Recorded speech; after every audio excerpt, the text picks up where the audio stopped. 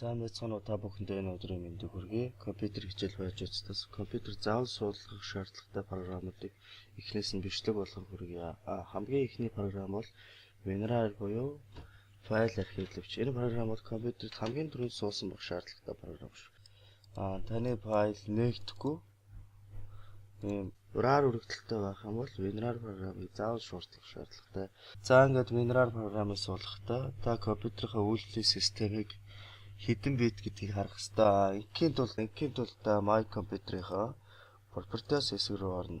Properties хэсэгт энд System Type буюу та 64 битийн operating системтэй байна гэдгийг энэчээс хараад та өөрт тохирсон 64 битийн WinRAR татнаа гэсэн. За ингээд WinRAR гэж бичээд хайчна. Эсвэл бол яг албан ёсныхаа линкнүүдийг би энэ доор яг оруулчихнаа.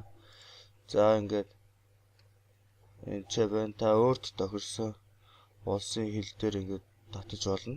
Энэ доошоо энэ ч Монгол байна. Ингээд татаж болно.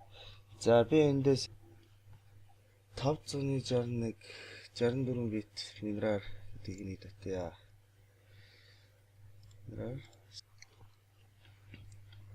За хадгалагчлаа. За одоо ингээд downloads хэсэг рүү ороод WinRAR open file дараад yes дарна.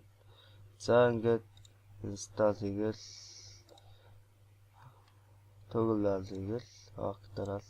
За ингээд WinRAR програм чи таны компьютер суудлаа. Та одоо ингээд файл архивлах юм уу, шахах юм уу бүгдийг хийх боломжтой боллоо. За ингээд танд үзүүлье.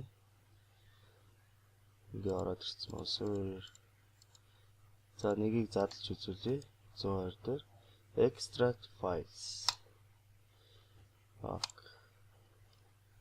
Би өмнө задлсан байсан болохоор ингээд давхардаад гараад ирлээ. За давхардуулъя. Save intro. Ингээд ороод ирж байна.